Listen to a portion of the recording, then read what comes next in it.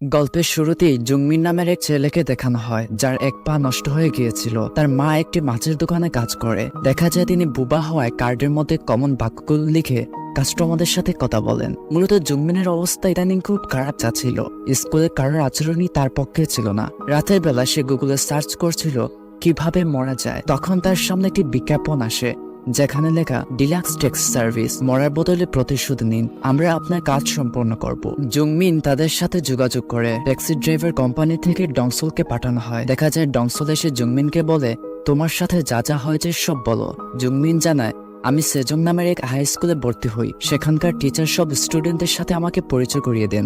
প্রথম ভালো চললেও খারাপ ছাত্ররা আমাকে ডিস্টার্ব করতে শুরু করে। তারা আমাকে বলে, তোর কাপড়ে মাছ বাজারের গন্ধ, তোর স্কুলে আসার দরকার নেই। তারা আমাকে সেদিন থেকে অপমান করতে শুরু করে। এমনকি স্কুলের বাহিরে আমাকে খারাপভাবে গালাগাল করে মারতে থাকে এবং সবাই আমার থেকে দূরত্ব বজায় রেখে চলতে শুরু করে। স্যারের কাছে অভিযোগ করেও কোনো ফল পেলাম না। প্রথম সপ্তাহ এভাবেই কাটলো। তারা তাদের উল্লাস আর মজা করার জন্য আমার কাছ থেকে টাকা নিত। এমনকি একদিন টাকা দেই নাই বলে আমাকে ধাক্কা দিয়ে মোটরসাইকেলের নিচে ফেলে দেয়। এতে আমার এক পা হারাই। পুলিশকে বিষয়টা বলেও কোনো ফল পাইনি। এক রাতে বাসায় ফিরে দেখি তারা আমার মাকে বোকা বানিয়ে আমার বন্ধু সেজে দাওয়াত খাচ্ছে।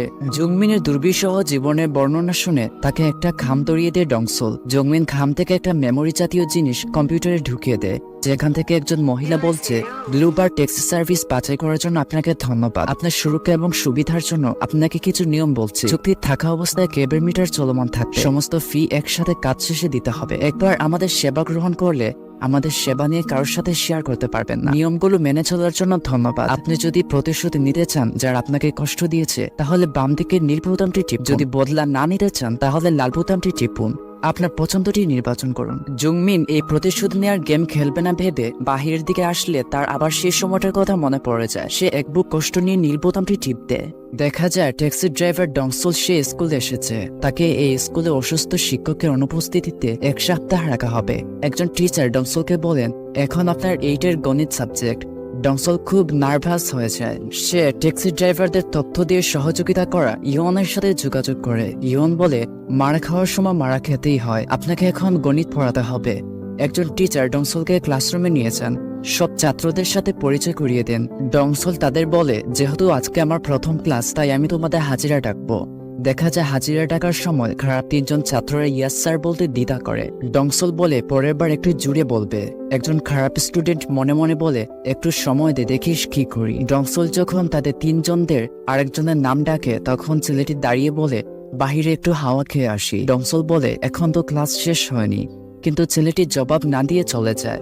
ডংসল বাকি ছাত্রদের বলে, ঠিক আছে, তোমরা তো আছোই, এখন আমরা বীজগণিত পড়ব। ডংসল বীজগণিত দেখে ভড়কে যায় এবং বলে, ঠিক আছে, আমরা স্যার না আসা পর্যন্ত পূর্বের পড়া রিভিশন করব। ক্লাস শেষ করে ডংসল কফি খাওয়ার সময় 3জন দুষ্ট ছাত্ররা একটা ময়লা প্যাকেট ডংসলের উপর ছুঁড়ে মারে আর বলে, আমাদের একটু উপকার করবেন, আপনার কাছে সিগারেট হবে?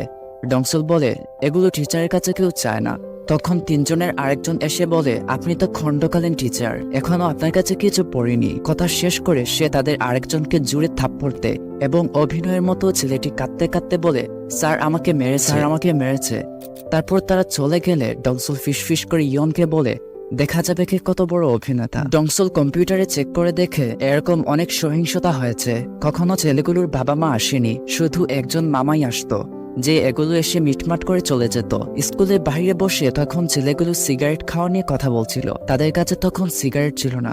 রাস্তার পাশে ময়লা কুড়ানো এক বৃদ্ধাকে তারা সিগারেট আনতে বলে। তিনি সিগারেট আনলে ছেলেগুলো তাকে একটা স্যুপ দিয়ে ধন্যবাদ জানায়, অথচ এই স্যুপের অর্ধেক সে একটু আগে খেয়েছে। এর পরের দৃশ্যে দেখানো হয় তারা একটা ছেলেকে বাথরুমে ভয় দেখাচ্ছিল, কারণ ছেলেটা তাদের ইদানিং ঠিক মতো টাকা দিচ্ছিল না।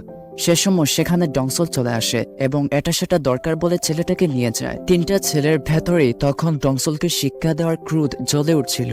দেখা যায় তারা বাসায় বসে কিভাবে স্যারকে শিক্ষা দেওয়া যায় সেটা নিয়ে কথা বলছিল। তাদের টিম লিডার সিয়ং বলে, আমার কাছে একটা বুদ্ধি আছে। এর পরের দিন সকালবেলা স্কুলে যাওয়ার সময় তাদের একজন বলে, কিরে, সেই সিগারেট এনে দেওয়া দাদিমাকে দেখছি না যে?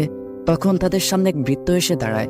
বৃদ্ধটির ভ্যান গাড়িতে এতগুলো সিগারেট দেখতে পেয়ে তারা অসম্ভব খুশি হয়ে যায় এবং তাকে টাকা দিয়ে বিদায় করে স্কুলের দিকে চলে আসে।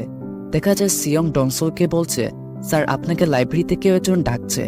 ডংসল সেখানে চলে যায়। সেই সুযোগে তাদের দলের পাকা লেবুর মতো চেহারার ছেলেটি একটা খারাপ বই ডংসলের ব্যাগে ঢুকিয়ে দেয়। ডংসল লাইব্রেরিতে কাউকে না পেয়ে বাহিরে চলে আসে। তখনই সেখানকার এক মেয়ে নিজেকে অগোছালো করে বাহিরে আসে এবং কান্না করতে করতে মাটিতে লুটিয়ে পড়ে। সেখানকার একজন জিজ্ঞেস করে, কারা তোমার এই অবস্থা করেছে? মেয়েটি ডংসলের দিকে হাত উঁচু করে বলে, ওনার ব্যাগে আমার খারাপ ছবি আছে। ডংসল পুরোপুরি হতবাক হয়ে যায়। ডংসল এবং সেই মেয়েকে প্রিন্সিপালের রুমে নিয়ে যাওয়ার সময় সে তাদের দুইটা ছেলেকে চুপ টিপ দেয়। এই অবস্থায় ডংসলের এমন আচরণে ছেলে দুইটা পুরাই হতবাক হয়ে যায় এবং বলে, কি রে, ও গে নাকি? বিচারের সময় মেয়েটাকে বলা হয় সবকিছু বলতে। মেয়েটা জানায়, কিছু না, আমার শার্টের নিচে একটা পোকা ঢুকেছিল। তার কথা শুনে ম্যাডাম প্রচন্ড রেগে যান এবং দেখানো হয় পূর্বের ঘটনা। যখন সিয়ং ডংসলকে বাহিরে যাওয়ার সময় বলছিল, তিনি টেবিলে একটা ক্যামেরা রেখে যান। ওদিকে ভিডিও দেখে ইয়ন বলছিল, এসব জাউরা পোলাপানদের কি করা উচিত। তখন ট্যাক্সি সার্ভিস কোম্পানির দুই ভাই সেই স্কুলের পেছনে ছিল। সে ইয়নকে ব্যাপারটা বললে ইয়ন গাড়ি থেকে স্কুলের স্টুডেন্ট সেজে বের হয়। সবার আগে ডংসলের ব্যাগ থেকে বইটা সরিয়ে নেয়। দেখানো হয় সে সেই মেয়েটাকে প্রিন্সিপালের রুমে নিয়ে যাওয়ার সময় ইয়ন তাকে সিয়ং এর সাথে লাইব্রেরিতে কথা বলার ছবি দেখিয়ে বলে, দেখো কত অস্বস্তিকর ছবি, আমি তোমাকে যা বলবো তাই করবে। তারপর গল্পটা বাস্তবে চলে আসে। ম্যাডাম ডংসলকে বলছে, আমাকে মাফ করুন, আমি কিভাবে এমন ভুলাভালা চেহারার কাউকে ভুল বুঝতে পারলাম। সে তাকে দুপুরের খাবারের অফার করে। অপরদিকে প্রিন্সিপাল তিন ছেলেকে কর্কশ ভাষায় ডেকে নিয়ে যান। স্কুল শেষ করে তারা ফেরার সময় রাস্তায় কিছু জটলা দেখতে পায়। সেখানে সেই সিগারেট দেওয়া বৃদ্ধ লোককে পুলিশ ধরেছে এবং তার নিচে কিছু মাদকও ছিল।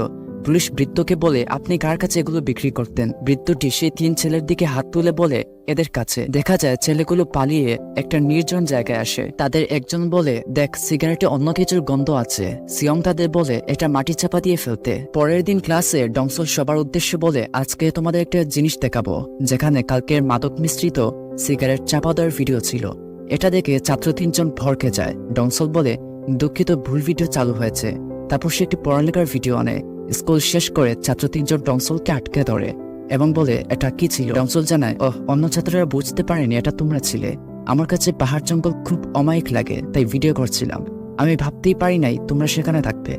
ডংসল তাদের হতবাক করে সেখান থেকে চলে যায়। ছাত্র তিনজন আবারও সেই জায়গায় চলে আসে, সেই মাদকগুলো অন্য কোথাও ফেলে দিতে, যাতে পুলিশ চেক করলে পায় না। ডংসল দূরবীনে দেখতে দেখতে তাদের ফোন দিয়ে বলে, আমাকে পুলিশ বলছিল ব্যাপারটা নিয়ে বলতে, কিন্তু তোমাদের বাঁচানোর জন্য বলিনি। ভালো করিনি, তোমরা এখন মাটি করছো, সব দেখতে পাচ্ছি। তারা বিকেলবেলা গেম খেলতে এসে দেখতে পায় একটা নিউজে বলছে, মাদক সহ এখন যারা ধরা পড়ছে তাদের 5 বছরের জেল এবং $50,000 জরিমানা দিচ্ছে। তারা বাসায় ফিরে এসে দেখতে পায় ডংসল তাদের বাবার সাথে বসে গুটি খেলছে। ডংসল একটা গুটির দিকে তাকিয়ে জুড়ে হেসে হেসে বলে, দেখুন, আসল গুটিটাই ধরা পড়েছে। সিয়ং, দেখো, আসল গুটিটাই ধরা পড়েছে। ডংসল সিয়ং এর রুমে এসে বলে, আমাকে $4 থেকে $5,000 দিতে পারবে? সিয়ংরা বলে, আপনি শিক্ষক হয়ে টাকা ধার চান? ডংসল জানায়, আরে কি শিক্ষক, মাত্র 7 দিনের জন্যই তো পড়াতে এসেছি, আর সামান্য টাকাই তো চেয়েছি, গাঁজা মাদক বা কোকেন চাইনি। সিয়ং জানায়, ঠিক আছে, $4,000 সময় মতো পাবেন। ডংসল বলে, আমার এখন হোম ভিজিট শেষ। তারপরে দৃশ্যে দেখানো হয় জুংমিনকে। সে দোকান থেকে বের হয়ে দেখে ডংসল তাকে বলছে, তোমাকে ইদানিং স্কুলে দেখছি না, স্কুলে এসো। জুংমিন বলে, আপনার কথাবার্তা টিচারদের মতো লাগছে। ডংসল জানায়, আমি তোমার টিচারই। এই বলে সে একটা চিকেনের বক্স জুংমিনকে দেয়। তারপর জুংমিন তার মায়ের সাথে বাড়ি ফিরে। তার মার হাত থেকে ব্যাগ নিতে চাইলে তিনি বলেন, যখন আমার ছেলে আমার হাত ধরে তখন কোনো কিছুই ভারী লাগে না।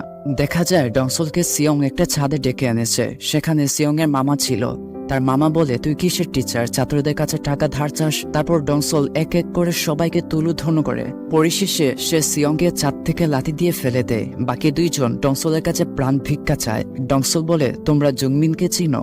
এরপর দেখানো হয় বাকি দুইজন পুলিশের কাছে সবকিছু খুলে বলছে, তারা কাদের সাথে কি করেছে, কোন দিন কখন কি অপরাধ করেছে। তারা বলে, আপনারা সিয়ং এর লাশ খুঁজে পেয়েছেন। সেই সময় দেখানো হয় যখন সিয়ং লাফতে, সেখানে ট্যাক্সি ড্রাইভার কোম্পানির 2 ভাই ছিল, যারা নিচে তুলু দিয়ে সিয়ংকে বাঁচিয়েছিল। অপরদিকে ডংসল সিয়ংকে এমন একটা জায়গায় বেঁধে রেখেছে যেখানে ঘর ভর্তি খাবার ছিল। ডংসল বলে, যত খুশি খাও, বিল জুংমিন দিবে, যেটা খেতে পারবে না সেটার বিল তুমি দিবে। তারপর সিয়ংকে একটা কাগজ দিয়ে বলে, তুমি স্কুল শেষ করে প্রতিদিন এখানে কাজ করবে, তার অর্ধেক টাকা তুমি দিবে জুংমিনকে, আর বাকি অর্ধেক তুমি নিবে। আর একটা কেক দিয়ে সিয়ংকে বলে, পুনর্জন্মের জন্য অভিনন্দন। একদম শেষ দৃশ্যে দেখানো হয় ট্যাক্সি ড্রাইভারদের প্রধান মিস্টার কিম এসেছেন জুংমিনের মায়ের কাছে। তিনি একটা কার্ড দিয়ে বলেন এই ফাউন্ডেশন এখন থেকে আপনার ছেলের পড়াশোনার দায়িত্ব নেবে। গল্পের শুরুতেই কানমারিয়া নামের এক মেয়েকে দেখানো হয় যে প্রতিবন্ধী হয়, সমাজে অনেক বৈষম্যের শিকার হয়েছিল, তাই সিদ্ধান্ত নেয় আত্মহত্যা করার জন্য, কিন্তু কোনোভাবেই সাহস করে উঠতে পারছিল না। সেই সময় সে একটা বিজ্ঞাপন দেখতে পায় যেখানে লেখা ডিলাক্স ট্যাক্সি সার্ভিস, মরার বদলে প্রতিশোধ নিন, আমরা আপনার কাজ সম্পন্ন করব। মারিয়া তাদের সাথে যোগাযোগ করে ট্যাক্সি সার্ভিস কোম্পানির ডংসুল রেকর্ড অন করে বলে আপনার সাথে যা যা হয়েছে সব বলুন। মারিয়া জানায় আমি এক অনাথ আশ্রমে বড় হই, যখন আমি প্রাপ্তবয়সে উপনীত হই তখন সেখানকার বাচ্চাদের ছেড়ে দূরে চলে যেতে মন খারাপ লাগছিল। আমার পরিচিত বলতে এক আন্টি ছিল যার নাম মিন আমাকে শহর থেকে দূরে এক ফ্যাক্টরিতে নিয়ে আসে। আসলে আমি চাইছিলাম কম্পিউটার টাইপের কিছু একটা কাজ করব, কারণ আমি ভালো কম্পিউটার চালাতে পারি, কিন্তু মিন আমাকে এই মাছের ফ্যাক্টরিতে ফেলে চলে যায়। যখন সেখানকার ম্যানেজার জমিও আমাকে বলে বড় কাপড় দিয়ে এভাবে মাছের আঁশ ছাড়াতে, আমি আসলে মাছ খুব ভয় পেতাম, আর আমার প্রথম মনে হয়েছিল বুঝিয়ে বললে তারা আমাকে অন্য কোনো কাজে ট্রান্সফার করবে। তখন সেখানকার কোম্পানির মালিক উক সাহেব চলে আসেন এবং হুট করে আমাকে মাছের পানিতে চুবিয়ে রাখেন। আসলে এটা আমার জন্য ছিল ভয়ঙ্কর পরিস্থিতি। সেই দিন তারা আমাকে একটা ড্রামের ভেতরে আটকে রাখেন, সেখানে অনেক বরফ দিয়েও রাখে এবং আমি পুরো রাত সেখানে ছিলাম। পরদিন জঙ্গু এবং উক সাহেব এসে আমাকে গরম পানি দিয়ে জাগান, আর সে জঙ্গুকে বলে দেখো আমি কত দয়ালু, এই ঠান্ডায় একজনকে গরম পানি দিয়ে সহযোগিতা করছি। সকাল হলে তারা আমাকে দিয়ে কাজ শুরু করায়, সেই মাছ থেকে আঁশ ছাড়ানোর কাজ। আসলে আমি অনেক দূর থেকে দূরে চলে যেতে চাইছিলাম, যেখানে তারা আমাকে খুঁজে পাবে না। মারিয়ার কথা শেষ হলে ডংসুল একটা জায়গায় গাড়ি থামিয়ে দেয় যেখানে একটা টিভির মতো জিনিস ছিল। মারিয়া দেখতে পায় টিভি থেকে একজন বলছে ডিলাক্স ট্যাক্সি সার্ভিসে আপনাকে স্বাগতম, আমরা আপনার সুরক্ষা এবং সুবিধার জন্য কিছু নিয়ম বলে রাখি। কাজ সম্পূর্ণ হওয়ার পর আপনাকে পারিশ্রমিক দিতে হবে, আর একবার আমাদের সার্ভিস গ্রহণ করলে কারো কাছে বলতে পারবেন না। নিয়ম মেনে চলার জন্য ধন্যবাদ। এবার আপনাকে কষ্ট দেওয়া লোকের প্রতিশোধ নিতে চাইলে বাতিকের নীল বোতামটা টিপুন, প্রতিশোধ না নিতে চাইলে ডান দিকের লাল বোতামটা টিপুন। মারিয়ার তখন ফ্যাক্টরির কথা মনে পড়ে, সে খুবই মনের মধ্যে রাগ নিয়ে নীল বোতামটা টিপতে। তখন আমাদের দেখানো হয় ট্যাক্সি সার্ভিসের সবাই প্রস্তুত হচ্ছে। সমাজে তাদের ট্যাক্সি সার্ভিস নামে চিনলেও তাদের গোপন নাম হচ্ছে ব্লুবার্ড। তখন আমাদের ব্লুবার্ডে মোট 4 জন সদস্য দেখানো হয়, একজন ডংসুল, আরেকজন ইউন, আর বাকি 2 ভাই। 2 ভাইদের অভ্যাস হচ্ছে তারা ইঞ্জিনিয়ারিং করে নতুন নতুন জিনিস তৈরি করত। তাদের একজন নতুন একটা আইটেমের দিকে তাকিয়ে ডংসুলকে বলে এটার নাম সাজুয়া, আমরা এটা ট্যাক্সির সামনে রাখবো, এটার মাধ্যমে যে কোনো দেয়াল ভেঙে ফেলতে পারবো। তারপর তারা সহ তাদের বস মিস্টার কিম মিলে সেই আত্মহত্যা করতে যাওয়া মেয়েটার জবানবন্দি শুনে, যেটা ডংসুল পূর্বে রেকর্ড করেছিল। মিস্টার কিম জানান আমি এই ব্যাপারে খোঁজ নিয়েছি, সেই ফ্যাক্টরির মালিক উক এবং জংউ মিলে চালায়। ইয়ন তাদের বলে আমার একটা প্রশ্ন ছিল, সেখানকার কর্মচারীরা কেন পালিয়ে পুলিশদের জানাতে পারে না? মিস্টার কিম একজন পুলিশের ছবি ও আসামির বোর্ডে লাগিয়ে দেন। তারপর সেই পূর্বের কাহিনী দেখানো হয় যেখানে মারিয়া পালিয়ে যাওয়ার জন্য চেষ্টা করছিল, কিন্তু বাহিরে উকের নিজস্ব লোক ছিল। নিজের উপর অনেক ভরসা নিয়ে মারিয়া যখন ফ্যাক্টরির বাইরে আসলো তখন এক পুলিশের সাথে দেখা হয়। পুলিশ জানে কোনো সমস্যা হয়েছে। তারপর পুলিশটি মারিয়াকে তুলে নিয়ে আবারও ফ্যাক্টরিতে দিয়ে আসে। জঙ্গু তাকে আবারও সেই ড্রামের পানিতে চুবিয়ে রাখে, আর উক সেই পুলিশকে ধন্যবাদ জানায়। গল্পটা বাস্তবে চলে আসে। ইয়ন বলে এই প্রতিশোধের মিশনে যারা যোগ দিতে চায় তারা যেন হাত তুলে। দেখা যায় সবাই এই কেসটা নিয়ে খুবই সিরিয়াস। তারপরই তারা মিশনে নেমে পড়ে। তারা নিজেদের ছদ্মবেশ ধরে নেয়। 2 ভাই সেই ফ্যাক্টরির পাশে চিকেনের দোকান দেয়। তাদের চিকেনের গাড়ির পেছনেই একটা ছোট্ট জায়গায় ইয়ন তার কম্পিউটার নিয়ে বসে পড়ে। দেখা যায় 2 ভাইয়ের একজন জন্মকে বলছিল আমাদের নতুন দোকানের জন্য একটা চিকেন কিনলে 2টা ফ্রি। সেই দিন রাতেই জংও তাদের দোকানের চিকেন অর্ডার দেয়।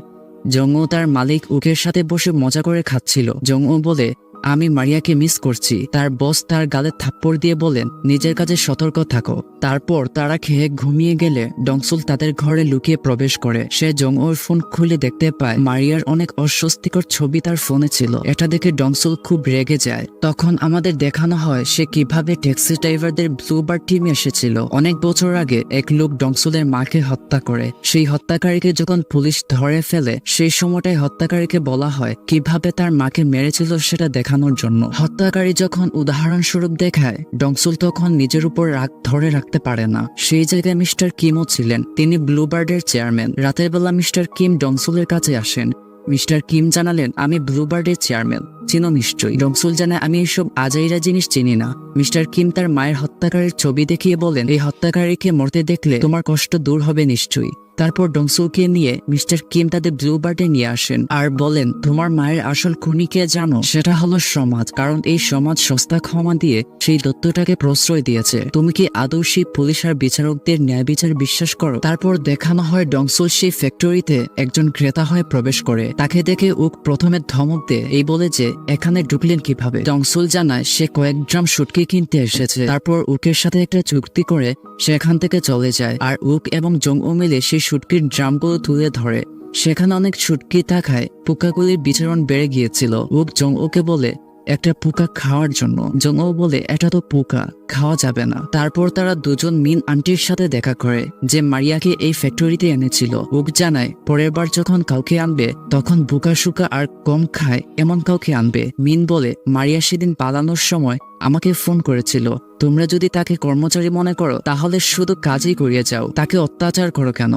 জংও বলে আমি তো মারিয়াকে ভালোবাসি। আর সে উককে আরো বলে আপনি জানেন ভালোবাসা কি, আমি ওকে বিয়ে করব। তখন উকের পক্ষ থেকে একটা থাপ্পড় খায়। এর পরের দৃশ্যে দেখানো হয় মিস্টার কিম মিনের অফিসে এসেছেন। একটা কাজ নিয়ে চুক্তি করলেন কিছুক্ষণ বসে। মিন নামের মহিলাটি ছিল অসম্ভব লোভী। সে মিস্টার কিমের টাকার কথা শুনে জ্ঞান হারিয়ে ফেলে। তারপর মিস্টার কিম যাওয়ার সময় ইচ্ছে করে গাড়ি দিয়ে মাটির ময়লা পানি মিনের উপর ছেড়ে দিলেন আর বললেন সামনে একটা ওয়াশ হাউস আছে, আমি আপনাকে ড্রপ করে দিতে পারি। মিন গাড়িতে উঠে ফিসফিস করে বলে আর একটা মুরগি পেয়েছি। দুই ভাইয়ের একজন ছিল গাড়ির পেছনে, সে মিনকে অজ্ঞান করে ফেলে। তারপর মিস্টার কিম গাড়িটি এক নির্জন জায়গায় গিয়ে পুড়িয়ে ফেললেন আর মনে মনে ভাবতে লাগলেন খারাপ লোকদের এভাবেই শাস্তি দিতে হয়। তারপর দেখানো হয় ডংসুল আবারও টাকা নিয়ে ফ্যাক্টরিতে এসেছে। এবার সে আগের থেকে 20 ড্রাম শুটকি নিবে এবং টাকা পরিশোধ করে চলে যায়। অথচ উক এবং জংউ বুঝতেই পারল না ইনি একজন পাক্কা অভিনেতা। পাশের এক রাস্তা দিয়েই খারাপ পুলিশটি গান গাইতে গাইতে যাচ্ছিল। তাকে একটা মেসেজ দিয়ে বলা হয়েছে ও দূরে এক রাস্তায় কাং মারিয়ে আছে। সে উক সাহেবকে ফোন দিয়ে বলে এবার আমাকে বেশি পয়সা দিতে হবে। পাশেই ডংসুল একটা নির্জন জায়গায় গাড়ি পার্ক করে আর দুই ভাই বুদ্ধি করে যে জিনিসটা বানিয়েছিল সেটা গাড়ির সামনে লাগিয়ে দেয়। দেখা যায় পুলিশটি ডংসুলকে দেখে হতবাক হয়ে যায় এবং ডংসুলের আচরণ দেখে কিছুক্ষণ গালাগাল করতে থাকে। তারপর ডংসুল পুলিশের পুরো গাড়ি উল্টে দিয়ে গাড়ির সামনে থেকে ক্যামেরা নিয়ে চলে যায়। অন্যদিকে কাংমারিয়া ট্যাক্সি ড্রাইভারদের অফিসে বসে কম্পিউটার টিপছিল। তার দক্ষতা দেখে ইয়ন প্রশংসা করে। তারপর তারা খাওয়ার জন্য বেরিয়ে যায়। মারিয়ার হাতে থাকা একটা ওষুধ দেখে ইয়ন জিজ্ঞেস করে তুমি কি অসুস্থ? মারিয়া বলে এটা সুস্থ আর হ্যাপি থাকার জন্য খেতে হয়। তারপর বাহিরে এসে ইয়ন ডংসুলকে ফোন দিয়ে বলে ওই হারামজাদাগুলি মেয়েটাকে সুস্থ থাকার জন্য মিথ্যে ওষুধ খাওয়াচ্ছিল, আসলে সেগুলো ছিল জন্ম নিয়ন্ত্রণের ওষুধ। তারপর ডংসুল রেগে গেলে রাতের বেলা মুখোশ পরে জংউকে অনেক পিঠায়। জংউ বলে থামো, আমার সাথে এরকম করছো কেন? ডংসুল বলে আমারও একই প্রশ্ন, তুই এরকম করেছিস কেন? সেই সময় ট্যাক্সি ড্রাইভারদের অফিসের সামনে মারিয়া তার ফোনে অনাথ আশ্রমের বাচ্চাদের ছবি দেখছিল আর ভাবছিল সেই সময় সে কতটা না খারাপ অবস্থায় ছিল। তার অনাথ আশ্রমে বন্ধুগুলো তার বাচ্চা উপলক্ষে পুতুল নিয়ে আসতো আর ওক সেগুলো চিরত আর জংউ বাচ্চাদের বন্দুক দিয়ে ভয় দেখিয়ে খেদিয়ে দিত। মারিয়ার পাশে কখন যে মিস্টার কিম এসে দাঁড়ালেন সে টেরই পায়নি। মিস্টার কিম জানালেন সে যেন অনাথ আশ্রমে সেই বাচ্চাগুলোকে এখানে আনে। তিনি অনেক খাবার এবং খেলনা কিনেছেন। তখন উককে দেখানো হয় তিনি চিন্তিত ছিলেন কারণ তার শুটকিগুলো ইদানিং কে যেন চুরি করে নিয়ে যাচ্ছে। অন্যদিকে তিনি ডংসুলকে শুটকি ডেলিভারি দেওয়ার কথা বলে অনেক টাকা এনেছিলেন, সেটাও দিতে পারছেন না। উক যখন শুটকির রুমে ঢুকে সে মুখোশ পরে এক লোককে দেখতে পায়। উক বলে তুই কে? ডংসুল বলে আমি সেই যে রাতে এখান থেকে শুটকি চুরি করি। তারপর সে উককে কঠিন ভাবে মারে। উক মারা খাওয়ার এক পর্যায়ে ডংসুলের মুখোশ খুলে নেয়। সে ডংসুলকে জিজ্ঞেস করে তুই আসলেই কে? ডংসুল বলে তুই প্রতিনিয়ত কুকর্ম করে যাচ্ছিস, প্রতিবন্ধীদের এনে জোরপূর্বক কাজ করাচ্ছিস, তাদের ঠিকমতো বেতনও দেস না। তারপর বলে তোর চেহারায় ময়লা লেগে আছে, আমি পরিষ্কার করে দিচ্ছি। এই বলে সে ময়লা শুটকির পানিতে অনেকক্ষণ চুবোয় আর তাকে একটা ড্রামে ভরে ট্যাক্সি ড্রাইভারদের ব্লুবার্ড সংগঠনের সিনিয়রদের কাছে তুলে দেয় এবং মিশন কমপ্লিট করে ডংসুল তার ট্যাক্সি আবারও জায়গা মতো রেখে দেয়।